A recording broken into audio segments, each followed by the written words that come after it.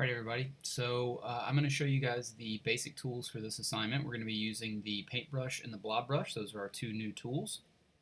Pretty simple, very easy to understand. You just need to know a little bit of a distinction between how they work, and then you'll be ready to go. So the paintbrush and the blob brush are both located right over here. If you click and hold, you can get this flyout menu here.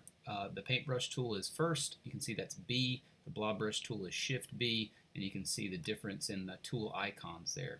So I'm going to start with the blob brush, and I'm going to actually, we have our cool picture of Keanu here. I'm going to move out here to the left side so I can show you a little bit about how this, this tool works. So we'll get us a color, nice blue here, and I'm just going to paint a little swatch. Okay, and then I'm also going to get my paintbrush tool, and I'm going to come right down here, and I'm going to paint actually about the same swatch. So I'll make it look as close to the same as possible. Looks pretty good, right? Okay, now both of these look exactly the same, right? And visually they kind of are the same, but the way they're constructed is very different. So I'm going to go get my selection tool. I'm going to highlight this, and this is my blob brush shape. You can notice that the vector is the red line around the shape. And basically what this means is it's kind of like we're drawing with, if you can imagine drawing with honey, right? You kind of like drip the honey on the table, the honey kind of all congeals together or blobs together in this situation and makes one solid shape, right? So the vector becomes the outside of that shape. Now if I click on our paintbrush shape, you can see they look the same, but our vector for this one is actually the interior of the drawing. So this is actually my movement with the mouse, the scribbling back and forth that I was doing. So the difference here is essentially the blob brush is a fill, the paintbrush is a stroke. So when you're drawing your portrait, generally you're going to do most of your like face shapes, right? When you're painting the interior of your face, your skin, your lips, you know, maybe your eyes, that kind of stuff is probably going to be made up of tiny little blob brush shapes. When you get to things like your hair, anywhere where you want to make actual line work or strokes, then you're going to be using the paintbrush tool, and you're going to be doing sort of line work using that. Now, I want to show a little bit about the actual paintbrush tool itself because we have a lot of options for really interesting brushes. So I'm going to just take our paintbrush tool, I'm going to create a little stroke here, I'm going to go back and look at that, and you can see that it's just this vector. Now just like any other vector in Illustrator, I can come back and I can manipulate that using our handles, using our points and paths, all that kind of stuff, right? I can also, if I go back to my paintbrush tool here, well, there we go. So I want this up here, this menu right here.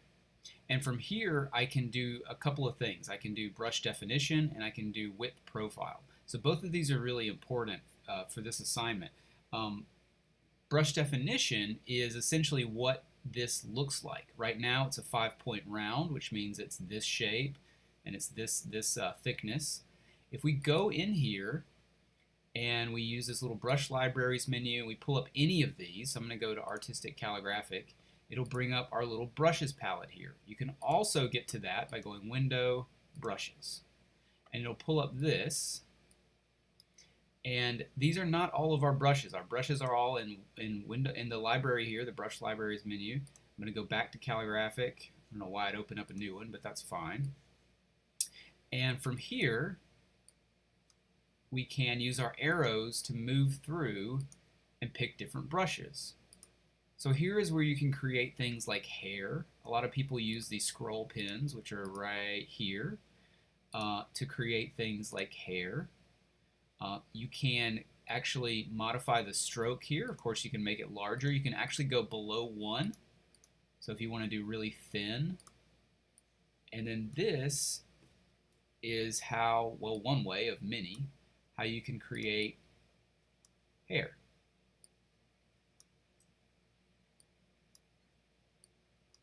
However you want to do that, right? And then come back to our paintbrush here. and whatever stroke we had highlighted last, which was this one, the current paintbrush will kind of just mimic that last stroke. So we set it to that, and then we can draw some more with that.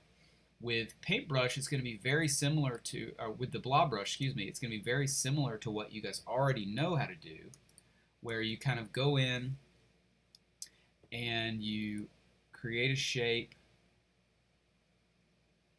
paint it, and then you can highlight it, and then eyedropper whatever color, and that's it. So if you think about creating your characters or even working with your calligram with your text, all you're doing is sort of defining small bits of the face and then dropping the local color to kind of paint in that particular color. Very, very simple. If you come back and do this, for instance, you will notice that now those two shapes have blobbed together. If you paint a shape,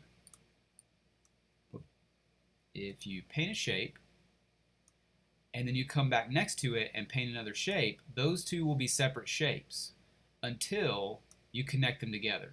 Once you connect them together, if they're the same shade of color, they will be one solid shape. So you want to keep that in mind if you're working like this, where I actually wanted to create this second shape that was a different color, but because they touched and they were the same shade, they just became the same shape. So you will have to work a little bit, like I'll make this one and I'll move over here where it's not touching something, and I'll make that one, right? So you'll have to figure out your own sort of structure of working there. All right, and that's the basis of this. I don't want to get too crazy in-depth here with these videos. Essentially, we're going to be using the blob brush to create small shapes. You've seen the examples, and you'll have access to those. And then the rest is basically just going to be learning how to use the paintbrush tool with whatever stroke you'd like to create texture and hair, or really you can create your entire image with this kind of stuff if you'd like. It's just going to be much easier to utilize these brush strokes for things like hair and any other textured surface. You will notice that some of these brush strokes are gray. If they're gray, that means that they have a transparency to them. They're not solid. So that's solid. I think if we hover it over here, we can kind of see, yeah, you can start to see through the actual brush itself. So transparency can be interesting if you work really well with it, but generally you're probably not going to want it because it's going to make your colors look a little flatter, and if you're not putting a base color underneath it, it can become kind of troublesome. But this is essentially how we're going to be working. So we're going to be utilizing your normal arrow tools, your pen tool if you want to draw shapes using what you already know, your paintbrush and blob brush, very simple. Your options for your brushes are here in the brush menu. Up here, you can also pull out the stroke menu if you want. That will help you a little bit. Sometimes part of your stroke options are right up here as well. And then the eraser tool, which we already know, the eyedropper tool, of course, all of the color tools and navigation tools. So not adding a whole lot to this, to what we know, but these two tools in particular really add a lot to what we can do. And again, just like normal, we're going to be utilizing the portrait in the same way we did the calligram. You're going to take a photo of yourself, you're going to file place that in on layer 1, you're going to fit it to the canvas size using the artboard tool. You're going to make sure to embed the image, and then you're going to lock layer 1, create layer 2, and start working in layer 2. Very simple. So I'm going to let you guys get to it. I will probably, well, the assignment should be up in the same place where these videos are. You can take a look at that and the due date. I will be around, of course, to answer questions via email, and I'll do my best to answer those as fully and as quickly as possible.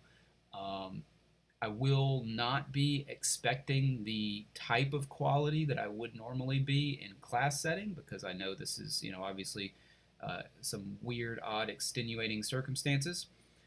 So just do your best and let me know what I can help you with and when, and I'll talk to you all very soon.